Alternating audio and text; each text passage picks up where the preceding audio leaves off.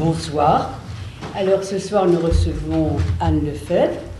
Anne Lefebvre est psychologue. Elle a été formée comme psychanalyste à la Société psychanalytique de Paris. Elle est membre de l'IPA depuis 1980. Elle est également membre de l'APM. Et outre son activité actuelle en libéral, elle enseigne depuis 1986 à la NFL, c'est-à-dire Nouvelle Faculté Libre, qui forme des psychothérapeutes. De 1975 à 1980, tu interviens, alors là je vais te tutoyer parce que c'est plus sympathique de dire elle, hein, nous nous connaissons bien. De 1975 à 1980, tu interviens au département de psychopathologie de la faculté de médecine de Bobigny, en tant qu'assistante de Charles-Guillardy, comme on se retrouve. Hein. Tu as par ailleurs, pendant 25 ans, eu une pratique hospitalière dans le service de Jean Bergès, à l'hôpital Henri Roussel, où tu as eu l'occasion de suivre de nombreux enfants, anciens prématurés, qui, outre des difficultés électives dans le domaine du calcul, présentaient des troubles de la sphère motrice et temporospatiale, des dyspraxies. De 1980, ton parcours est très, très long et très riche. Hein. De 1980 à 1992, tu t'immerges dans le champ des thérapies psychocorporelles, Ribers, travail sur le souffle, sur la voix, expression par la peinture, en même temps que parallèlement, tu t'ouvres à la pensée et à la théorie lacanienne et rejoins pendant quelques années les séminaires psychanalytiques de Paris. Années fécondes au cours desquelles tu approfondiras les concepts de forclusion locale et des formations de l'objet dans le sillage de Juan David Nasio, dont tu donneras ta propre concept, dont tu donneras ta propre lecture dans un article qui porte le nom des grands cas de psychose, qui est un ouvrage collectif paru en 2000 aux éditions Payot-Désir. Ces toutes dernières années de ce parcours, tu vas les consacrer à un approfondissement des travaux et concepts de Winnicott, dont tu nous as d'ailleurs donné quelques fragments, ici même, en 2011, dans ton travail sur Winnicott et le psychosomatique, et dont le texte, d'ailleurs, est publié dans l'ouvrage collectif de la collection APM, Qu'est-ce que le corps pour la psychanalyse ? Enfin, dans un approfondissement de ce travail, tu signeras la même année un 100% Winnicott aux éditions Erol. Et là, avant d'en terminer, j'en dis un tout petit mot, c'est que ce petit livre est tellement passionnant que j'ai surpris 2 de mes patients venir en avance aux séances pour pouvoir en continuer la lecture. C'est vrai. D'ailleurs, je crois que je te l'avais dit. Alors, nourri de ce riche parcours, tant clinique que théorique, tu ouvres ce soir nos discussions sur ce thème, un avatar de la forclusion locale. Un avatar de la forclusion locale, c'est compliqué, je ne connais pas le sous-titre, un avatar de la forclusion locale, le passage à l'acte automutilateur d'une patiente boulimique. Voilà, nous t'écoutons. Bon alors, moi j'ai retrouvé dans mes archives le récit d'un cas qui m'avait beaucoup intéressé il y a longtemps, il y a 18-20 ans. Et bon, je l'ai repris, c'est donc le cas d'une boulimique qui a un passage à l'acte automutilateur où elle s'abîme le corps. Et bon, et j'ai eu envie de le retravailler, et donc comme c'est un cas ancien, il manquera sûrement des données, des éléments, bon, mais il m'a paru intéressant de le présenter. Donc, c'est un raptus automutilateur, effet d'un processus forclusif chez une patiente boulimique. Alors, je souhaite mettre en exergue un petit texte de Joyce McDougall qui paraît avoir tout à fait sa place ici, parce que c'est bien d'une relation fusionnelle dont il s'agit au départ avec le cas que je vais vous exposer. Alors, ce que dit Joyce McDougall dans Théâtre du corps, puisqu'elle a aussi beaucoup travaillé la question du corps et du somatique, la vie psychique commence avec une expérience de fusion qui conduit au fantasme qu'il n'existe qu'un corps et une psyché pour deux personnes et qu'ils constituent une unité indivisible.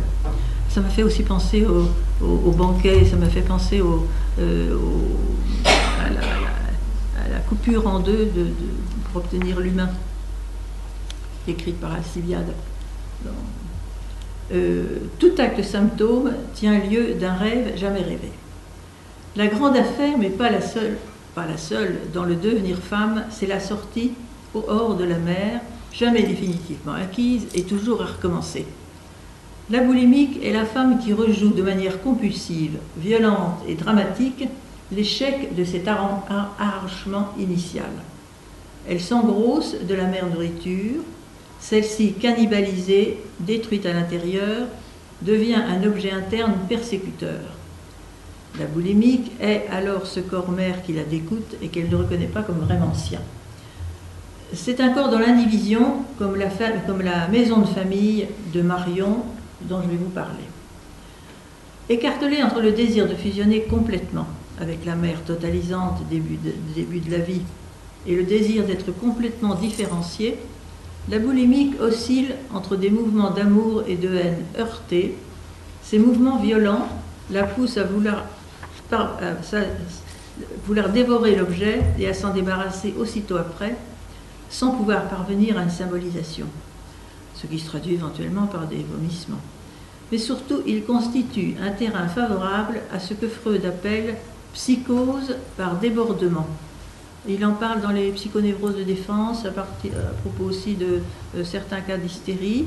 Et en 1938, c'est-à-dire tout à fait à la fin, il mentionne le clivage comme moyen de se défendre contre un risque de débordement.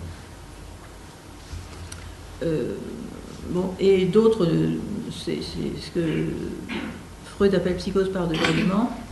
D'autres, on l'appelait par exemple psychose transitoire. Le processus responsable de ces manifestations qui surprennent le psy et le laissent parfois désarmé a été décrit et nommé par Jean-David Nazio en 1980 forclusion locale. Alors, pour aborder cette question du forclusif dans ces avatars, je vais partir d'un cas clinique qui nous permettra de repérer les caractéristiques suivantes. Premièrement, lors du surgissement de ces manifestations dont on rend la forclusion responsable, conviction délirante ponctuelle, moment hallucinatoire, passage à l'acte, manifestation psychosomatique, etc., on observe au général, au préalable, l'existence d'un terrain favorable. Le terrain favorable, nous dit Freud, c'est le désintérêt d'un sujet pour la réalité, donc on pense au narcissisme, un désintérêt d'un sujet pour la réalité extérieure, mais c'est aussi le fait que le psychotique a un mécanisme défaillant. On va mettre des guillemets, un mécanisme défaillant. Il n'a pas les moyens nécessaires pour répondre à certaines sollicitations. Deuxièmement, fait important à l'origine d'une forclusion, il y a toujours un appel déclencheur.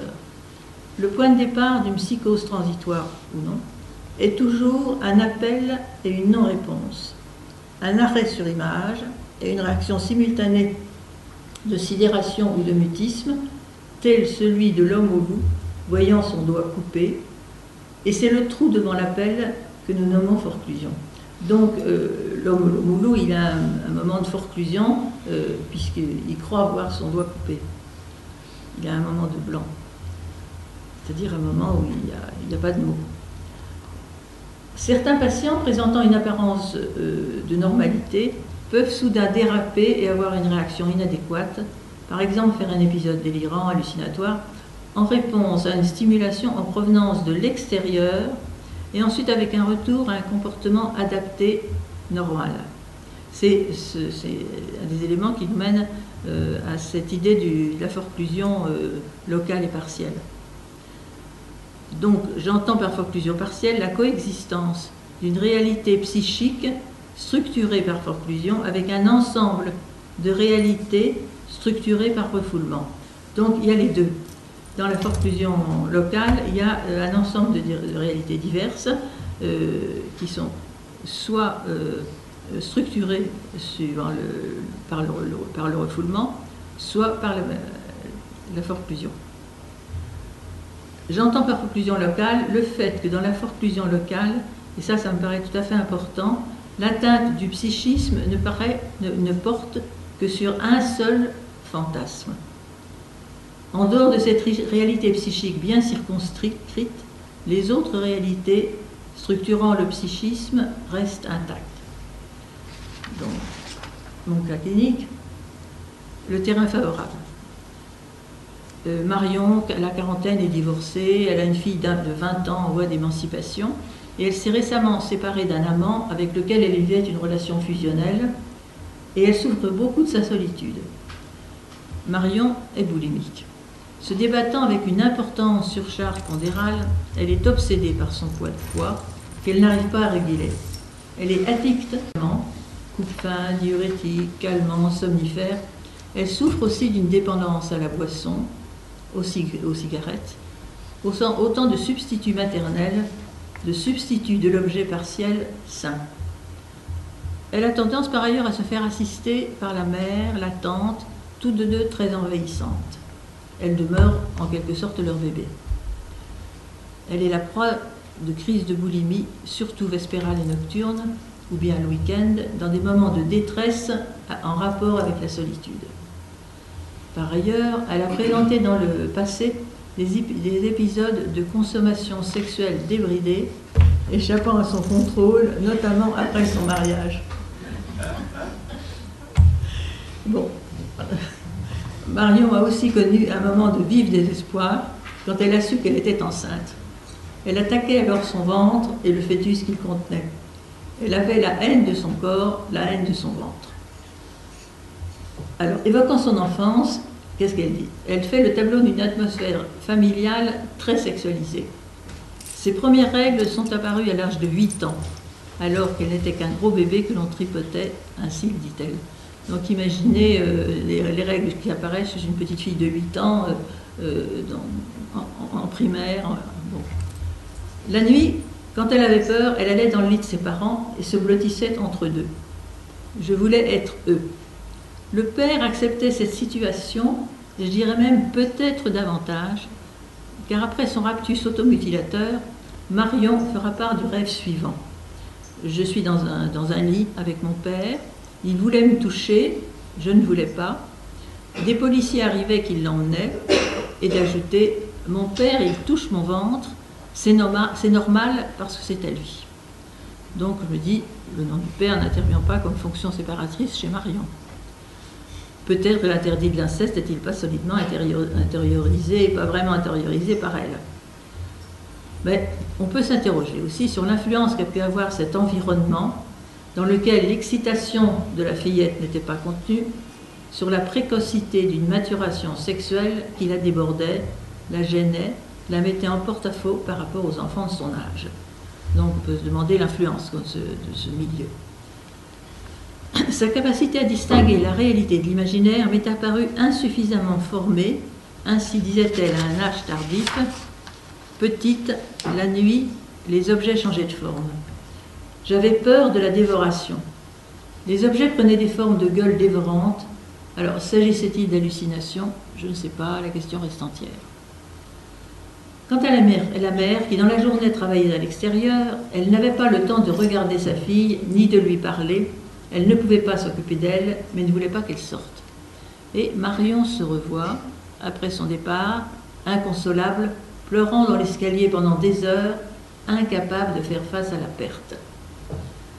Donc on entrevoit à travers de ce qu'elle décrit une mère trop absente, n'ayant pas pu ou pas su établir une continuité de présence suffisante, relayée par la parole, pour que son enfant parvienne à se constituer un objet interne des représentations. Winnicott insistait sur la continuité de présence de la mère comme élément essentiel pour la constitution chez le tout petit de la capacité à symboliser et à développer un potentiel de réponse aux sollicitations extérieures. Alors voilà, la difficulté à symboliser et à développer un potentiel de réponse aux sollicitations extérieures, ça fait partie de ce qu'on observe chez ce type de patient avant le passage à l'acte, avant la formation de l'OGA. Ainsi, Marion était habitée par une béance, un néant indicible, métaphore de la mort, terrain à la limite de l'analysable, c'est ce que pense Joyce McDougall, et non pas par un manque signifiable. Ainsi, cette béance ne pouvait que difficilement induire chez elle désir et créativité. Et pourtant, un peu plus tard, elle parviendra dans un mouvement sublimatoire à accéder à la peinture et à fabriquer des bijoux, des colliers, des bracelets, qu'elle vendra à son entourage, finançant de cette manière une partie de la cure qu'elle va entreprendre. Cette précision, comme nous allons le voir, est d'importance car elle signe chez elle la coexistence de plans de réalité régis tantôt par le refoulement, tantôt par la forclusion, ce qui caractérise les états limites. Pendant les temps d'absence de la mère, Marion était gardée par sa grand-mère maternelle, chez qui vivait le couple de ses parents, renforçant chez l'enfant son immaturité et ses tendances régressives. Cette grand-mère la gavait de nourriture. Or, le refoulement est un mécanisme de défense fondamental dont l'enfant a fait à l'apprentissage, faute de quoi il reste à la merci de ses pulsions ou de ces modes de défense archaïques, violents et brutaux. C'est lui, le refoulement, qui est à l'œuvre dans les formations de l'inconscient, mot d'esprit, lapsus, acte manqué, et qui fait défaut dans les formations de l'objet A, produites par la forclusion. Ces formations de l'objet A, la forclusion entraîne sidération, arrêt de la pensée, mutisme. Alors, début de la cure. Lorsque Marion vient me voir, c'est une adulte, elle est mère. Elle vit du RMI, sa famille l'aide, de plus elle vend ses créations, mais elle veut sortir de sa position d'assistée. Elle va chercher un travail, elle va obtenir un poste de vendeuse dans un grand magasin et décide courageusement d'entreprendre un travail analytique, mais elle a du mal à le soutenir. À quelque temps de ce début de cure, Marion renacle. Sa fille Janine, adolescente, n'est pas allée travailler depuis 2 jours et elle ne le supporte pas et s'indigne. Je ne veux pas avoir à la prendre en charge. Elle ne veut plus aller chez son père. Marion est, comme elle a toujours été, très ambivalente par rapport à sa fille, mais la perspective d'avoir à la porter, d'avoir à la nourrir, est impensable pour elle. Signalons aussi qu'à ce moment-là, il y a apparition d'une tendance à la rupture. Donc ce sont quelque chose se prépare. Une tendance à la rupture, c'est-à-dire d'une tendance à mettre du fer là où on attendrait du dire. Marion veut interrompre son analyse pendant 1 mois avec une vraie, trop vraie bonne raison. Je ne veux pas dépenser l'argent que je n'ai pas. Je voudrais arrêter 1 mois et reprendre en main. Oui, parce qu'elle dépend beaucoup quand même de sa mère et sa tante qui lui prêtent de l'argent quand on n'en a plus. Bon. Donc, elle voudrait ne pas dépenser l'argent qu'elle n'a pas. Cette position adaptée, responsable et très moïque, me paraissant nouvelle et représentant une avancée, bien qu'ayant peu exploré le contenu de sa demande, et puis ayant conservé peu de notes, j'accepte cette coupure et nous tombons d'accord sur le fait que j'attendrai son coup de téléphone au début du mois de mai à venir. Elle a l'initiative de la démarche. Alors, voici ce qu'elle exprime alors. Manger, c'est mettre à l'intérieur de moi. Ce que je mange est vraiment à moi. Ce n'est pas dans l'indivision avec ma mère, comme l'est la maison de vacances. Problématique du contenant, du contenu. Elle parle de son désir d'avoir des choses à elle. Elle dit encore à propos de la nourriture qu'elle met en réserve dans son frigidaire. Par exemple, elle met des œufs de saumon. Ah, je ne sais pas pourquoi. Et elle dit, voilà, j'ai peur qu'on me les prenne. On étant sa fille ou son ami Jacques. J'ai peur d'être dépossédée. Bon, j'écoute, mais je n'interviens pas. C'est sur cette toile de fond que se prépare et s'inscrit son passage à l'acte automutilateur. L'interruption prévue un peu plus d'un mois a lieu. Marion appelle et reprend rendez-vous avec un peu de retard par rapport au délai fixé. Il y aura 2 séances avant le week-end où va se produire son ractus. Pendant cet intervalle de temps, Marion parle. Et je suis frappée par l'exceptionnelle auto-perception de sa réalité psychique. C'est un peu comme si un rideau s'était déchiré, car elle a un éclairage cru sur sa réalité intérieure. Elle n'est pas du tout psychotique à ce moment-là. Je suis surprise, intriguée tout à la fois, par le contenu de ce qu'elle exprime et par la lucidité avec laquelle elle le verbalise. Elle dit la douleur ressentie lors de cette courte séparation qu'elle a voulu, elle dit son obsession sexuelle, elle dit le dégoût de son corps, car elle a grossi immédiatement après le début de la séparation. Peu de temps se sont écoulés et elle a déjà grossi. Elle dit donc le dégoût de son corps. Elle dit encore « J'ai beaucoup réfléchi ». Évoquant la relation mère-bébé, elle avance « Je suis le sein. Le sein, c'est moi. L'estomac, il est vivant.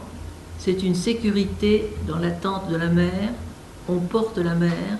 C'est pour tromper la solitude que je me jette sur la bouffe. » Donc on voit la pulsion orale avec la violence qui la caractérise, domine le tableau. On ne peut mieux parler de fantasme d'incorporation pour tenter de juguler la douleur du manque. J'ai pas dû m'y faire au sevrage. Il y a une faille quelque part, dit-elle. Elle ajoute qu'elle a jeté par erreur une boîte de cachets pour dormir. C'est un sevrage qui doit se faire, ne plus être dépendante des médicaments. À travers ce sevrage, dit-elle, je suis en train de m'aimer moi-même. Je suis en train de ne plus être moi-maman. Comme une phrase. Elle continue, prendre des cachets me fait bouger des perceptions normales. Donc on peut penser que ces cauchemars avaient quelque chose d'un peu étrange et pas tout à fait normal. Enfin, toi, c'est comme ça qu'elle le percevait. Actuellement, elle prend un somnifère plus léger et dit « Avec l'autre, j'étais embrumée ». Peut-être y a-t-il des éléments de dépersonnalisation. Mais voilà, avec l'autre, j'étais embrumée. C'est rester, alors, ma mère, moi, collée, pour rester dans ma mamaïtisation, mot de son invention. Pendant cette séparation, j'ai grandi. Je suis en train de ne plus être moi, maman. Petite, j'avais peur du noir. Avec les cachets, je me cache cette angoisse. C'est-à-dire, on a l'impression que c'est un signifiant tout à fait privilégié, ce cachet, cache. Notons que les deux termes ont la même étymologie. Ils parlent du même fantasme, occulter, se dissimuler, prendre des somnifères. Alors, à propos du moi-maman, je vais dire là, Lacan relève à propos de la psychose de la débilité mentale, dans son séminaire livre 11, écrit quelque chose sur l'holophrase. Et il dit que l'holophrase spécifie le phénomène psychosomatique dans lequel il y a disparition de l'intervalle entre deux termes. Cette solidification des deux signifiants s'oppose à l'effet de métaphore et les conséquences en sont que là où aurait pu se produire un symptôme, tel qu'une conversion, surgit un phénomène psychosomatique. Voilà, c'est une remarque à propos de l'holophrase. Dans ces trois créations, l'intervalle entre les deux signifiants, S1 et S2 de la paire signifiante, a disparu, on y reviendra peut-être. Le terrain est prêt pour la survenue d'un dérapage. Alors l'appel. C'est alors qu'a lieu un événement en provenance de l'extérieur qui vient faire appel pour Marion. Janine, sa fille, ne rentre pas cette nuit-là. Elle découche et va vivre sa sexualité ailleurs. Donc on n'oublie pas le sentiment de frustration de Marion à ce sujet. Cet événement va jouer le rôle de déclencheur d'une formation de l'objet A, venant révéler l'existence d'une zone forclusive chez Marion. Donc Marion est confrontée à sa frustration sexuelle, à son manque, à sa solitude.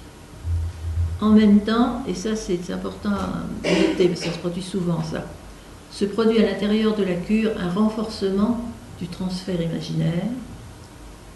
C'est pas le transfert symbolique dont parle Lacan, Marion dira plus tard, s'adressant à moi, « Je me sentais dépendante de vous, vous étiez comme mon maître à penser, je voulais me débarrasser de vous. » Et d'ajouter, « J'avais l'impression de ne plus rien avoir à dire. » Cette dernière assertion, qui évoque le silence de la jouissance, m'est apparue en résonance avec la survenue du raptus qui va se produire. Alors le raptus automutilateur, une formation de l'objet A, une formation de la jouissance. Marion arrive à la séance qui suit le week-end et elle s'exprime comme une petite fille. « J'ai fait une grosse bêtise. J'ai honte, j'avais peur de venir, j'avais peur d'être grondée. » Oui, elle parle vraiment comme une enfant là. En fait, elle s'est tailladé le corps avec un couteau. Elle s'est tailladé le ventre, les seins, les poignets, elle me montre ses bras. Elle me montre de grandes estafilades rouges et elle dira plus tard qu'elle s'était servie d'un couteau de famille, un peu rouillé, et qu'elle l'avait aiguisé.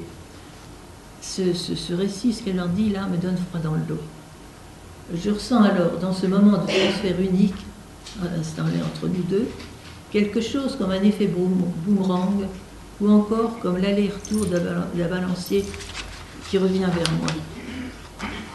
Elle poursuit, je ne pouvais plus supporter mon ventre. J'avais la haine de mon corps, j'étais dans un état second et je n'ai rien senti. C'était comme si mon corps ne m'appartenait pas. Son corps, à ce moment-là, était un corps déshabité. C'est-à-dire, ce qui me donne l'effet d'un mouvement boomerang, c'est que suite à un plus de maturité qu'on a pu constater à la séance précédente, où elle était plus lucide, s'en était suivi un saisissant mouvement de recul dans ce raptus. Donc elle passe de l'un à l'autre, j'ai l'impression d'un mouvement violent avec effet boomerang. Tout s'est passé comme si dans ce vécu de transfert unique, analogue à l'inconscient unique de la relation, alors qu'il n'existait plus qu'un seul inconscient, celui de la relation transférentielle, j'avais endossé dans mon corps le ressenti dont elle-même s'était coupée. C'est-à-dire en ce temps, ce froid dans le dos, cet effet étrange, j'ai eu l'impression de ressentir ce dont elle s'était coupée, ce ressenti corporel dont s'était coupée. Après, dit-elle, j'ai vomi et j'ai eu très peur de devenir folle. C'est alors qu'elle a pensé m'appeler, mais c'était le week-end, son ami est venu, il lui a passé ses blessures à l'alcool. À ce moment-là seulement, elle a eu très mal. La douleur lui a permis de sentir à nouveau son corps, ou plus exactement d'éprouver et de retrouver ses limites, ses frontières corporelles.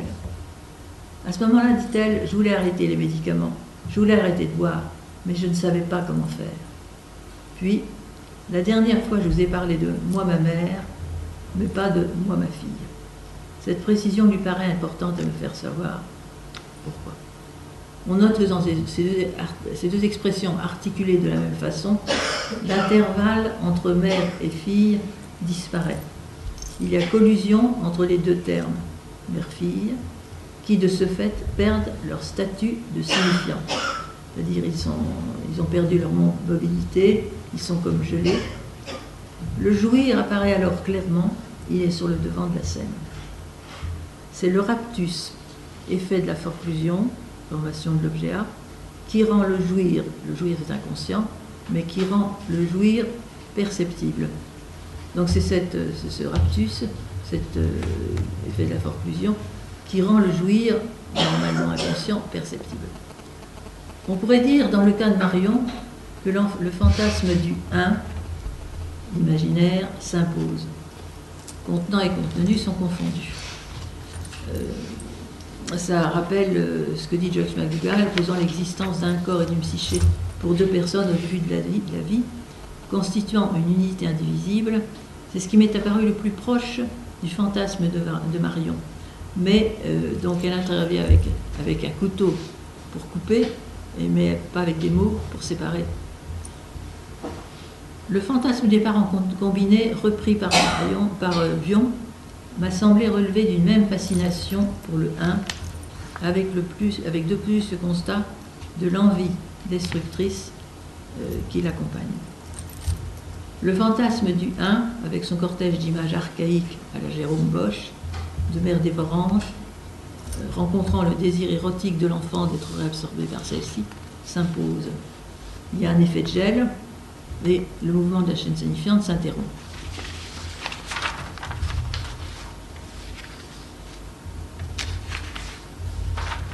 L'intensité de l'affect et l'intensité du transfert ont été trop fortes pour pouvoir être symbolisées par Marion. C'est-à-dire, là, c'est comme s'il y avait d'une certaine façon une psychose par débordement. Elle n'a pas eu les moyens nécessaires pour accueillir les messages qui lui venaient de l'extérieur. Sans doute s'agit-il davantage d'une impuissance que d'une rupture. À quelque temps de là, dans des circonstances analogues, un autre passage à l'acte aura lieu qui ne revêtira pas le même caractère dramatique. Marion s'armera de son couteau de peintre. Elle fait de la peinture à l'huile. Pour, dans un état second, barbouiller des toiles avec de la peinture à l'huile, puis elle pataugera avec ses mains dans la peinture. Elle me apportera d'ailleurs un exemplaire.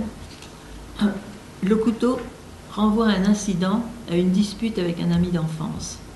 Donc c'est pour elle un signifiant qui, en tant que tel, comme tout signifiant, a le pouvoir de provoquer un acte. C'est un événement, son histoire infantile, à mettre en rapport avec l'épisode forclusif actuel. Et dans son histoire infantile, il y a beaucoup de violence, de bagarres avec la sœur et les cousins. Bon, je lui demanderai alors d'apporter ces peintures que nous examinerons ensemble, dont elle pourra parler. Alors, j'ai tenté une brève analyse du fantasme de Marion et du mécanisme du raptus. Donc, à partir de caractère très explicite de l'expression « moi, maman », je décrirais, comme si l'inconscient pouvait parler, un mécanisme en cascade comme suit. Je ne supporte pas, proposition numéro 1, je ne supporte pas la séparation d'avec ma mère. Je ne supporte pas l'individuation. Proposition 2, je mange ma mère pour la garder dans mon estomac, donc elle est boulimique, et continuer à ne faire qu'un avec elle. C'est un fantasme incestueux qui a aussi un caractère meurtrier. Proposition 3, il y a un renversement contenant contenu, je deviens l'estomac qui garde la mère. Proposition 4, ma mère incorporée me dévore, et ça, je dirais que c'est la proposition inconsciente, fort close, car ayant trait à la castration. Ma mère incorporée me dévore. Alors rappelons ici que selon Freud, l'angoisse de castration chez la fille peut reporter sur le corps entier et prendre la forme de l'angoisse d'être tuée. Donc l'angoisse de castration là, c'est l'angoisse d'être dévoré par la mère incorporée. Proposition 5, renversement, j'attaque en moi le ventre-mère dévorant. Donc il y a des mouvements de bascule. Lorsque survient le raptus, effet de la forclusion, Marion ne sait rien de son angoisse de castration profonde, pas plus que de la forclusion. Elle est simplement poussée à inscrire une coupure dans la réalité, et non pas une coupure signifiante. De ce moment de grande tension, vécu dans un état second, l'analyste est exclue. La chaîne signifiante brisée, la dominance phallique balayée. Il y a primauté du jouir, et le mécanisme à l'œuvre, c'est la forclusion qui brise les liens. Donc la zone érogène, c'est la bouche et tout le tractus digestif. L'objet A, le corps de la mère dans son entier. L'appel qui déclenche la formation de l'objet A, c'est l'absence de la fille de Marion au moment de la coupure du week-end. Alors, cette forclusion est partielle, elle ne porte que sur la proposition 4, c'est-à-dire le fantasme d'incorporation de la mère, le ne faire qu'un avec la mère. Il n'y a pas atteinte de toute la réalité psychique. La forclusion locale est partielle. Elle ne porte donc que sur un fantasme. C'est le raptus, formation de l'objet A, effet de la forclusion, qui va rendre perceptible le jouir inconscient. On pourrait dire, dans le cas de Marion, que le fantasme du 1 imaginaire s'impose, contenant et contenu s'inversent dans un mouvement alternatif et se confondent, ils fusionnent, tout comme le S1 et le S2 de la personnifiante. Pour que se produise ce raptus, il a fallu que Marion, en position de fille, à l'intérieur de la relation transférentielle, c'est-à-dire en position de fille par rapport à moi dans le transfert, incarnant donc sa fille Janine, identifiée à elle, cette fille qui disparaît une nuit pour vivre sa sexualité, il a fallu qu'elle soit simultanément sollicitée d'avoir à assumer un rôle de mère, c'est-à-dire qu'elle était en même temps en position de fille à l'intérieur de la relation transférentielle, et elle était sollicitée d'avoir assumé un rôle de mère. Il y a eu une collusion, une difficulté là. Donc, une collusion se produit entre être l'enfant qui risque d'être tué, dévoré par la mère analyste, sachant qu'à ce moment-là, le transfert flambe. C'est un moment où il y a un transfert important. Et être la mère qui peut tuer, dévorer son enfant, et être la mère dévorée, qui est la proposition 2, en rapprochant les différentes propositions. En filigramme se profile le désir incestueux, coupable avec le père. Elle, dans son « Je suis dans un lit avec mon père », c'est le rêve qu'elle fait après. Il touche mon ventre, c'est normal parce que c'est à lui.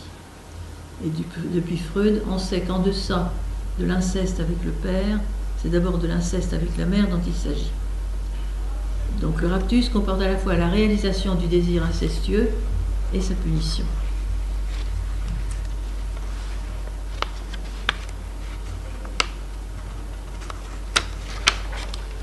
La voie de la guérison. Alors là, on peut dire que la voie de la guérison, ce serait en gros, ce serait le passage d'une formation de l'objet A à une formation de l'inconscient. C'est-à-dire ce qui est régi par la forclusion puisse être repris, puisse être traduit autrement, se manifeste autrement, et que ce soit le refoulement qui organise autrement la nouvelle réalité. Que la nouvelle réalité se réorganise suivant le refoulement et non plus suivant la forclusion. Donc, la voie de la guérison, le rêve va être une voie de guérison. C'est pas parce qu'il y aura eu un rêve qu'il y aura guérison, mais c'est la voie. Parce que ce dont il s'agit, c'est de la remise en route du mécanisme du refoulement permettant le passage d'une formation d'objet A à une formation de l'inconscient, un rêve. Donc continuons notre récit. Après avoir dit son sentiment d'être en danger, ce qui représente un progrès, et une prise de conscience au moins partielle de sa réalité psychique, Marion raconte le rêve qu'elle fait. Le rêve. Il y a une réunion de famille, la mère, la tante, le beau-frère, le neveu et la nièce. Elle dit, ils ont laissé partir Janine, sa fille, qui voulait rejoindre son copain, dit-elle. Je voulais aller voir Jacques, son ami, il m'en empêchait. Je ne pouvais pas sortir. Je piquais une colère monstre, je cassais tout, je brisais la fenêtre, je me roulais par terre, je giflais ma mère, je m'asseyais sur elle, sur sa figure, je voulais l'étouffer. Je giflais aussi ma sœur parce qu'elle me disait « Il ne faut pas que tu quittes maman ». La sœur, en effet, n'apparaît pas comme une alliée pour Marion. « Il ne faut pas que tu t'en ailles ». J'étais dans une colère noire. Elle se retrouvait ensuite dans une pièce comme une salle de cinéma. C'était une salle avec des adolescents. Et elle se disait « Mais c'est pas ma place, j'ai rien à faire ici ». Elle sortait de l'immeuble. À nouveau, elle avait une crise de colère et de désespoir. Elle se roulait par terre en disant qu'elle ne pouvait pas les quitter. Il y avait une espèce d'impossibilité, d'impuissance. Il fallait que je suive ma sœur. Je n'arrivais pas à m'en aller nulle part. D'où son sentiment de danger. Donc son sentiment de danger tenait à la fois à l'intensité de la sensation du désir sexuel. Il y avait un bouillonnement trop grand, une présentation trop vive, trop effrayante, la poussant à la transgression, donc à la punition par la castration. Au sentiment de danger était lié aussi au sentiment d'emprisonnement lié à sa dépendance. C'était lié aussi à l'impossibilité à évaporer la perte. L'objet n'arrivant pas à se constituer comme perdu, la représentation ne pouvait pas s'installer. En conséquence, la réalité psychique localement, n'étaient plus soumises à l'ordre du langage, à la fonction phallique, mais elles restent sous la domination de la jouissance. Alors, j'introduis là tout de suite en conclusion. La réalité psychique de l'être humain est multiple. Il n'y a pas une, mais des réalités psychiques. Freud nous expose ce fait de manière magistrale avec le cas de l'homme au loup, qui fait d'abord une névrose phobique, puis une névrose obsessionnelle, tout en manifestant des troubles hystériques. Il vit ensuite un trouble de nature psychotique lors de son hallucination du doigt coupé, et finalement un délire hypocondriaque concernant un dommage imaginaire qu'aurait subi son nez. Une hypothèse s'impose, des plans de réalité différentes, régis par la forclusion ou par le refoulement, peuvent coexister chez une personne qu'on ne doit pas pour autant qualifier de psychotique. Cette formation hétérogène, appelée formation de l'objet A, qui atteste de l'existence de la forclusion. Elle présente l'intérêt de rendre perceptible la jouissance qui, sans cela, resterait inconsciente. Donc cette formation de l'objet A, cette formation de jouissance, on cet intérêt que voilà, ça permet d'y voir un peu plus clair, puisqu'autrement la jouissance reste inconsciente. C'est avec l'évocation de la personnifiante S1, S2 de Lacan que je souhaite clore cet exposé. Sa dynamique entraîne potentiellement un mouvement perpétuel, insignifiant, en provenance du stock des S2, c'est le réservoir, sort de la chaîne, pour aller occuper provisoirement la position de S1. À peine surgi, il disparaît, il est refoulé dans le préconscient, laissant une place vide. Celle-ci est aussitôt occupée par un successeur, issu du stock des S2. Le nouveau signifiant qui se présente à la conscience se surimprime sur l'ancien et devient à son tour un S1, puisqu'il en occupe la place. Ainsi, la forclusion locale ne serait rien d'autre, encore si l'on peut dire, que la rupture de ce mouvement perpétuel dans le psychisme.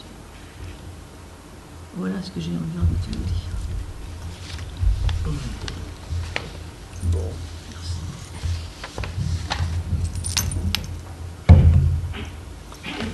Alors.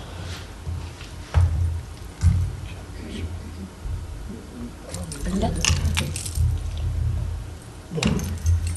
Alors, merci Anne. C'est effectivement, il me semble que dans cette question de forclusion locale, partielle, etc., de temporelle, psychose blanche, de transitoire, évoquée et jamais rebattue à travers les décennies et à travers les groupes, quelque chose de toute façon montre une impossibilité à être discutée, à être pensée, élaborée, n'en parlons pas. Effectivement, Lazio a parlé de cette question. Alors, on est obligé de prendre ça comme un symptôme, hein, un symptôme d'évacuation. Enfin, moi, je dis, ça s'entend. Enfin, bon, il y a cette question-là est déniée, on ne peut pas dire autrement. Elle est structurellement, comme dit Clavreul, c'est une méconnaissance, c'est-à-dire que c'est organisé. C'est pas une ignorance, c'est une méconnaissance parce qu'elle est organisée et structurante, structurelle. Alors, c'est effectivement une question qui demande des étayages et qui concerne la psychose à la limite, bien sûr, chez chacun. C'est étrange parce que ça aussi s'est évoqué un peu comme ça, une petite pointe par Freud, par Lacan, par Joyce McDougall, etc. Mais toujours, c'est léger. On dit, puis on n'insiste pas, et on fait comme si ça n'était pas. Et Lacan, pourtant, a donné des phrases fortes là-dessus.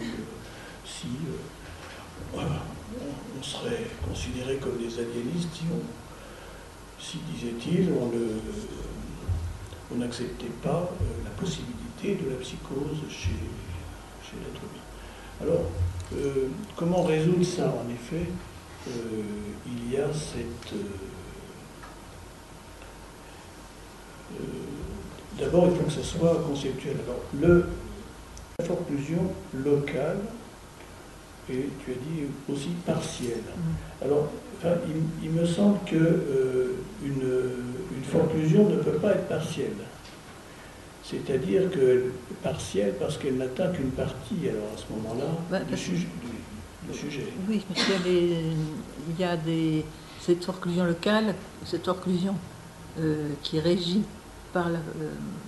enfin, disons, ces dérapages qui sont régis par la forclusion coexistent avec des réalités... Oui, d'accord. Alors, dans ce sens-là, partiel, dans ce sens de la coexistence. C'est partiellement pour le sujet, et en effet, local, et comme nous le savons depuis tous les travaux des psychiatres, qu'on les considère merveilleux ou lamentables, ont toujours insisté sur la psychose, que la psychose était en secteur, c'est-à-dire n'occupait qu'un secteur ou de la conscience ou du sujet. Par exemple, la paranoïa, beaucoup été développé surtout là-dessus, c'est toujours en secteur. Il y a certaines parties qui sont concernées, mais pas tout.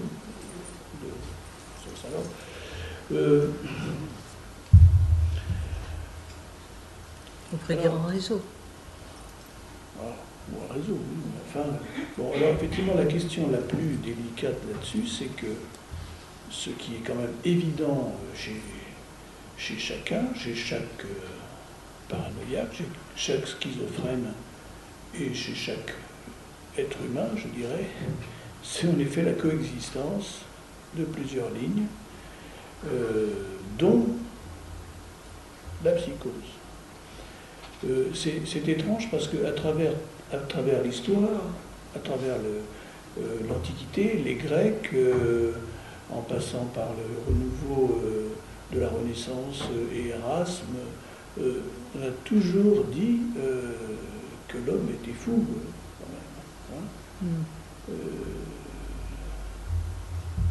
Et ça a été développé, enfin, là aussi assez partiellement, mais parfois plus abondamment que dans nos cénacles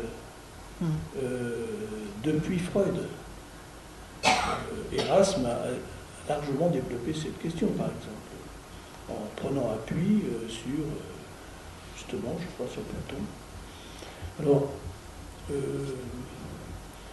c'est une question extrêmement difficile, qui, je ne sais pas pourquoi difficile d'ailleurs, mais enfin que la coexistence de possibilités de psychose à côté de lignées, disons, névrotiques. Hein. Alors, là, à un moment, tu as dit, alors, formation de l'OGA, alors l'hallucination du doigt coupé, ça apparaît, ça disparaît, bon, itératif comme ça, bon. Mais le problème de la forclusion, c'est un autre problème majeur dans cette affaire, c'est est-ce que la forclusion, une fois qu'elle a été installée, à un certain moment, et ça, par exemple, Vergès le développait à sa façon très différemment sur les autistes, en disant qu'en prenant les autistes avant 3 ans, il les sortait d'affaires. Après, c'était une autre histoire. C'est pas qu'il faisait rien avec, mais il y avait quelque chose, et là, on parle dans la psychose, dans la forclusion, on parle d'un temps après lequel, enfin, comme une lésion psychique, comme quelque chose qui est définitivement des traces. Handicapé, pardon. Oui, il y a des traces qui restent et qui sont actives. Bah, et qu'on ne peut plus revenir dessus. C'est-à-dire, voilà. Alors ça, c'est un problème majeur. Alors est-ce que ce trou qui est fait là, dans le symbolique, on peut arriver à faire d'autres circuits, mais que ce trou, on n'a pas. Alors toi, tu dis, le passage d'une formation de l'objet A à une formation de l'inconscient. Alors, ça, tu pourrais peut-être... Ben, comment je dirais, c'est peut-être ce que j'avais eu envie de faire à un moment, de travailler en groupe avec des patients et les faire passer par faire vivre des expériences à la fois corporelles, des expériences sur le souffle, des expériences qui donnaient lieu à un vécu, à un ressenti, qui pouvaient être ensuite imaginarisées, qui pouvaient être peintes, dessinées, qui pouvaient être représentées, et ensuite, dans un troisième temps, qui pouvaient être verbalisées. Qu'on aurait peut-être, voilà, une hypothèse qu'on pouvait peut-être passer d'un vécu, un ressenti corporel, avec transfert, etc., donc de l'imaginaire, et ensuite à du symbolique. C'est un cheminement extrêmement long et difficile, alors, là, je ne sais pas bien, mais même Guire, lui, un des rares, disait que bon, il s'attaquait carrément à l'holophrase, quoi. C'est-à-dire, oui, il estimait qu'il pouvait dénouer l'holophrase. Disjoindre l'holophrase. Oui. Alors, il faut savoir si c'est gélifié définitivement ou on peut tirer les fils et décrocher ce S1, S2. Alors ça, je ne sais pas. En tout cas, c'est là aussi, si ça peut se faire, ça ne peut se faire qu'à la faveur d'un transfert très puissant. Très puissant, oui, un grand amour. Oui, un grand amour. Oui. Effectivement. C'est peut-être pour ça que là aussi, il y a une fusion à ce moment-là avec l'analyste, peut-être. C'est peut-être pour ça l'effroi ressenti à la coupure. Il n'y avait peut-être plus qu'un corps aussi, là. Hein.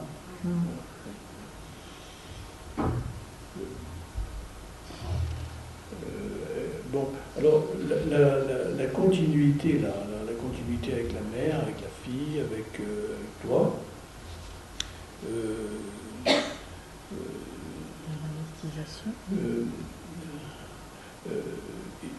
Alors cette continuité, cette difficulté à la division, c'est pas réservé aux boulimiques.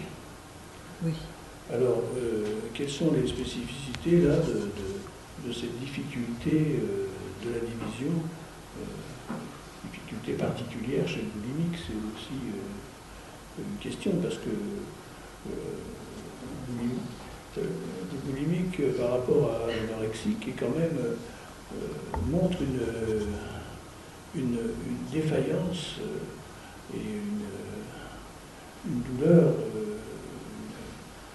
beaucoup plus et une culpabilité beaucoup plus intense que l'anorexie qui reste d'airain. Hein. Alors là, il y a déjà quelque chose d'une castration qui est tombée dessus quand même. Là, bon. Je ne veux pas... Enfin, c'est quand même... là, le déroulement de cette cure et de ce qu'elle dit, c'est quand même extrêmement complexe et d'ailleurs très difficile de garder longtemps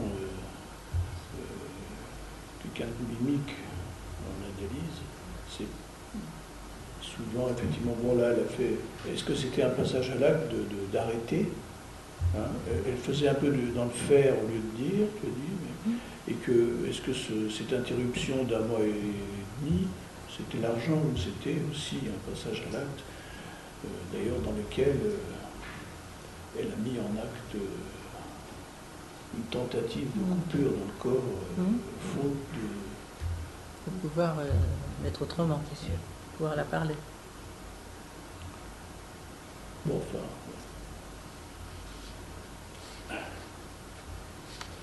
Oui, parce que la détresse chez le boulimique, en effet, est assez importante par rapport à ce que aux défaillances de l'anorexique.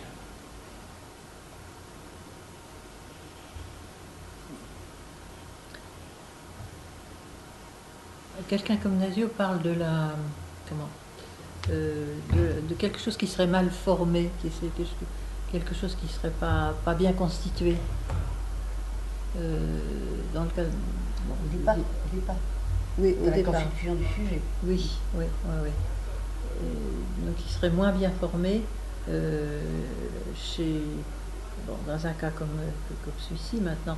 Est-ce qu'il faut dire boulimique ou est-ce qu'il faut dire psychotique? Parce que c'est un moment. Non, on ne peut pas dire psychotique. Elle est boulimique et elle a des accès psychotiques. Mais il y a cette idée du moins bien formé, moins bien solide, moins bien constitué. Alors ça veut dire quoi? Elle a des moments de psychose. Oui. Mais je pense que quand Freud ou quelqu'un d'autre comme ça dit nous sommes tous fous à un moment ou l'autre, c'est de ça dont il s'agit. Il y a des moments où l'on se trouve dans une impossibilité à répondre à un appel d'extérieur. Il y a alors qu'est-ce que ça veut dire moins bien formé? Il y a l'expression capacité à répondre, mais Winnicott parle aussi de il emploie ce mot capacité à. On acquiert la capacité à. Oui, mais alors on acquiert. Alors l'incapacité ou la malformation, c'est toujours la même chose. Est-ce qu'il s'agit d'une forclusion et donc une histoire définitive en un point, en un circuit, ou est-ce que ça, on peut le transformer? Ben, quelqu'un comme Joyce McDougall répond l'inanalysable. Oui. Elle n'est pas la seule. Oui, parce que... oui. Oui. Alors on peut faire autrement, ailleurs, border autre chose, mais on peut enquister, et la maladie l'enquiste d'ailleurs, mais voilà, comme si il y avait quelque chose qui était mal formé, qui n'était pas formé, et puis qu'à un moment on ne pouvait plus y remédier, sauf à faire autre chose ailleurs. Consolider autrement par le symptôme. Je sais pas. Oui, faire autre chose ou autrement ailleurs, ça peut être, oui, ça peut être le symptôme. Symptôme. Symptôme. Oui. Et alors, est-ce que au moment où elle est engagée dans un travail de séparation qui passe par l'élaboration, par la parole, par le discours, le fait que sa fille se sépare sans parole, par un passage à l'acte, enfin, non, par un départ, disons, est-ce que c'est pas ça qui produit un espèce de télescopage? Est-ce que c'est ça que tu as voulu dire entre la position de fille où elle est dans le rapport à toi, travaillant à une séparation élaborée, on pourrait dire, et la position de mère? Voilà, moi j'ai l'impression que c'est comme si la fille prenait sa place à ce moment-là, c'est-à-dire qu'elle est dans une sorte, comme si la fille allait plus vite qu'elle, en quelque sorte, dans la prise d'autonomie, et qu'elle, elle disparaît, en quelque sorte, dans cette histoire. Est-ce qu'on peut dire quelque chose comme ça? Mais c'est vrai qu'il y a cette question de place, puisque elle, il faut qu'elle reste. Il faut qu'elle reste pour s'occuper de la mère et de la tante, par exemple. Ouais. Oui. Et alors, par contre, je n'ai pas très bien compris le fonctionnement de l'objet A dans ta démonstration. Là. Qu'est-ce que c'est? Moi, ça, je crois que je ne vais pas en parler ce soir. Comment? Il y a des choses qu'on ne dit pas ce soir.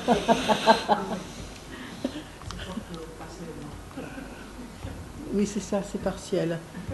C'est partiel. Alors, j'ai pas compris. C'est lorsque la fille est partie qu'elle s'est coupée? Non. C'est quand la fille découche. Oui, Quand oui, la voilà. fille, voilà, quand la fille va vivre sa sexualité à l'extérieur. Voilà, en dehors, qu'elle disparaît de la circulation. Voilà. Voilà.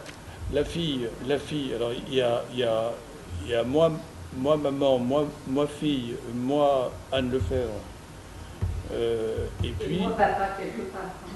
Oui, Le couteau, c'est ça. ouais. de toute famille. Alors donc elle s'en va, la fille, donc elle opère une castration, et qui est tellement douloureuse que, et impalpable qu'elle se taillade pour le faire ressentir quelque part, la fixer, qu'est-ce qu'on peut dire ça? Je ne sais pas, en tout cas, oui, elle a un corps complètement déshabité. Elle se ressent déshabitée. Ça, oui, mais ça, c'est après le passage à l'acte. Elle perd le sentiment de ses frontières et l'ami qui vient et qui lui passe de l'alcool, quelque chose qui, oui. Tu vois, Elle retrouve son corps à ce moment-là. Oui, elle retrouve son corps à ce moment-là. Oui, elle Voilà. retrouve ses frontières. La douleur, Voilà. au moins on l'incarne. La douleur on l'incarne. Voilà, la douleur l'incarne. La douleur l'incarne, oui.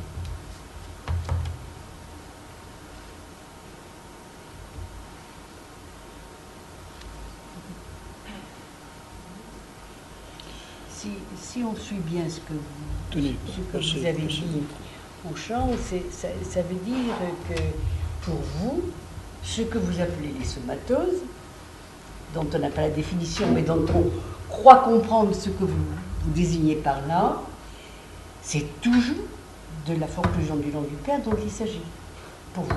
Oui. C'est une fracture interne qui va... C'est le corps qui se fracture d'une certaine façon, c'est ça, en lieu et place d'une castration qui est symbolique, Voilà. qui n'a pas eu lieu. Voilà. C'est la castration symbolique n'ayant pas eu lieu, comme dit Lacan, ça fait retour dans le réel. Et là, Retour dans le réel. on a du réel, Un corps qui se fracture, enfin qui se fracture ou qui... on a une apparition d'un réel fracturant, absolument très violent. Et par conséquent, l'histoire de la forclusion locale, c'est en définitive... Non, pour vous, ça n'existe pas, la forclusion locale. Si, c'est local, puisque c'est en un point du corps. Oui. C'est pas seulement un point du corps, ça correspond à un fantasme. C'est local à cause du fantasme. Alors, moi je parlerai pas de fantasme, là, justement. Je parlerai pas... Parce que le fantasme de qui? De quoi? Fantasme, c'est avoir effectivement Une représentation. avoir une visée vers un objet du désir. Et moi Sauf que le fantasme peut être inconscient. Oui, non, d'accord. Mais... S'il y a une conclusion du monde du père, il n'y a plus de sujet vraiment divisé. Et s'il n'y a plus de sujet divisé, est-ce qu'il y a encore un fantasme? Parce que moi, c'est quelque chose, j'avais envie de t'interroger là-dessus, parce que tu parles effectivement de la forclusion par rapport à un fantasme particulier. Et ça me paraît antinomique. S'il y a forclusion, justement, il ne peut pas y avoir de fantasme, et c'est pour ça que ça revient dans le réel. Oui, mais il peut y avoir forclusion sur un point précis. Oui, mais Sur pas un sur point un de... fantasme, parce qu'à ce moment-là, ça devient névrotique. C'est névrotique s'il y a un fantasme précis. La forclusion, c'est précisément parce que ça revient dans le réel. Et que l'objet est erratique, c'est-à-dire qu'il n'est pas... il n'y a pas ce poisson entre le sujet et l'objet.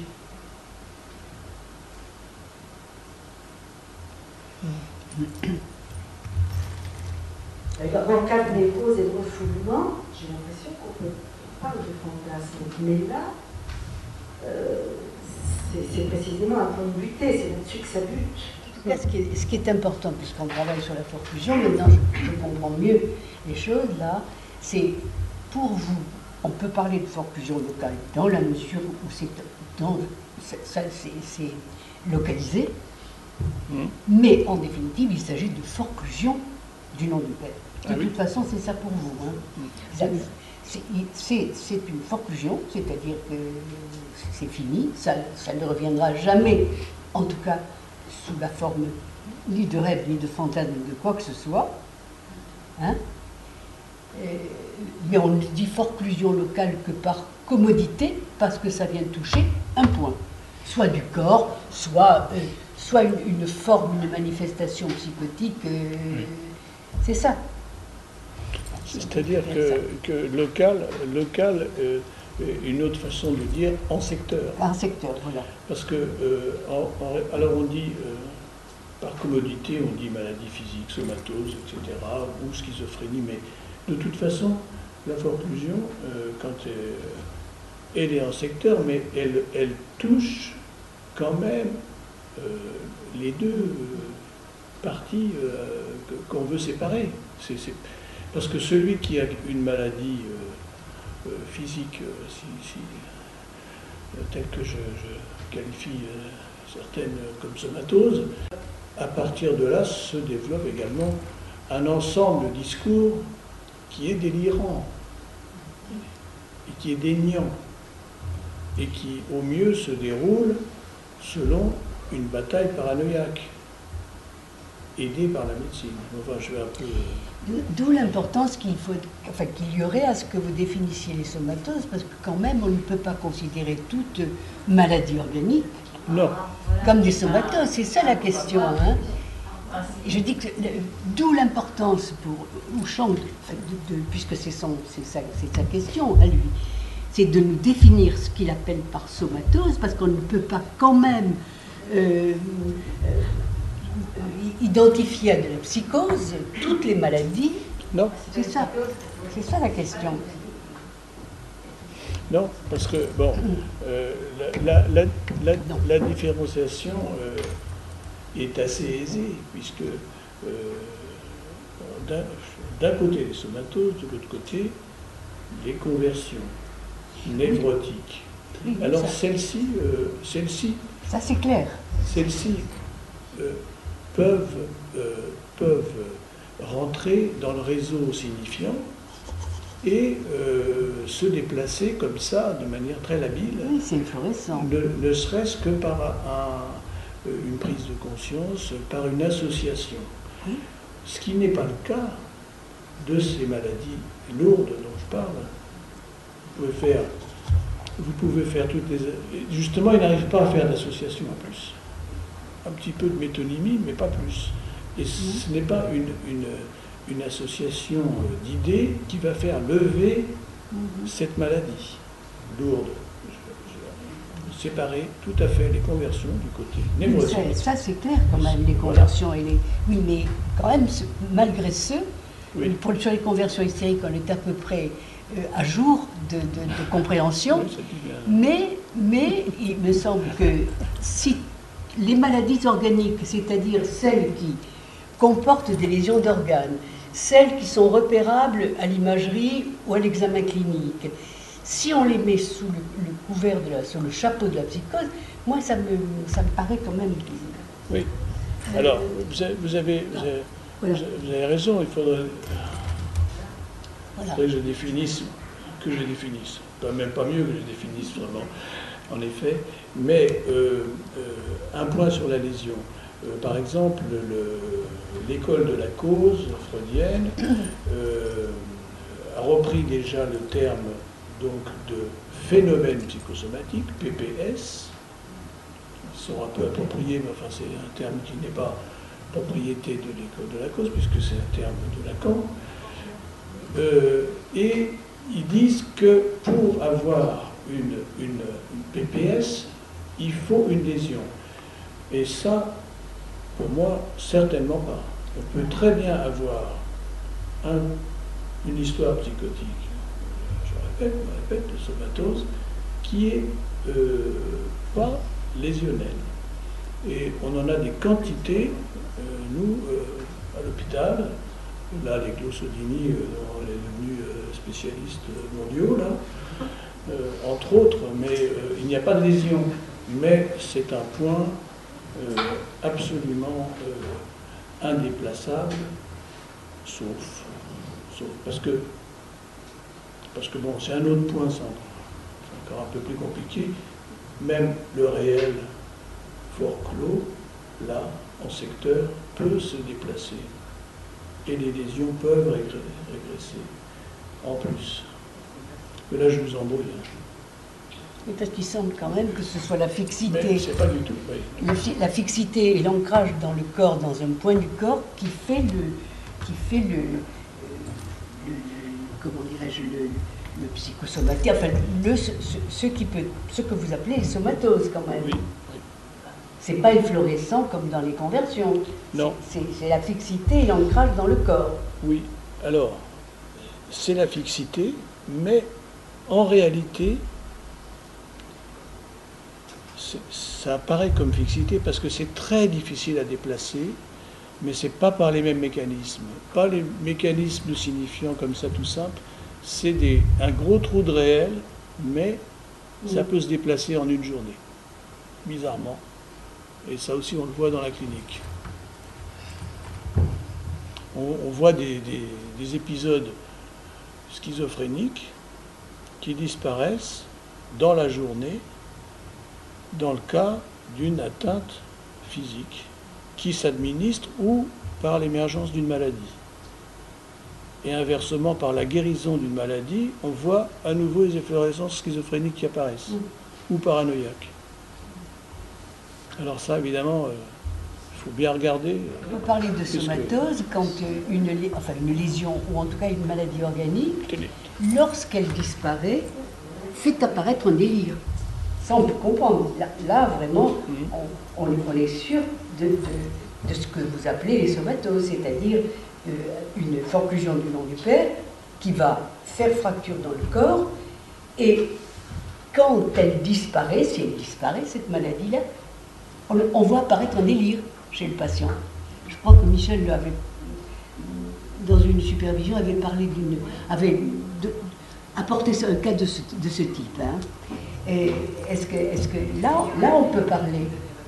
Pardon? Comment? Ah, bah voilà,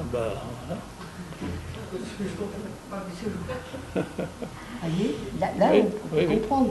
Mais Lourdes, ça marche très bien, Lourdes. Mais à partir du moment avec les conversions, quand même, où on arrive, oui, il y a des conversions, mais à partir du moment, alors effectivement, il y a des conversions qui sont très intéressantes surtout, mais à partir du moment où on arrive à agripper à nouveau une croyance absolue, une foi dans, eh bien, ça marche. On a refermé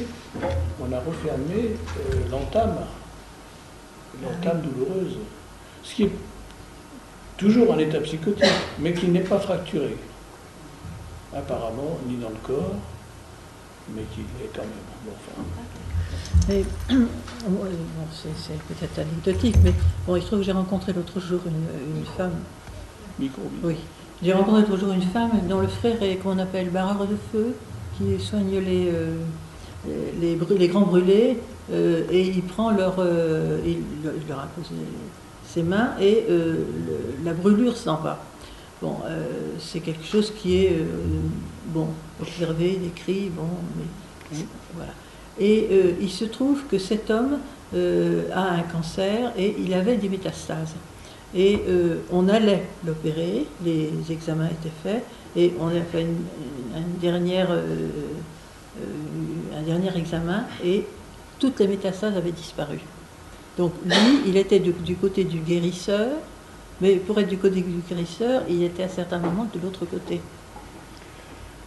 C'est le barreur de feu qui avait le cancer. Oui. Oui. Voilà.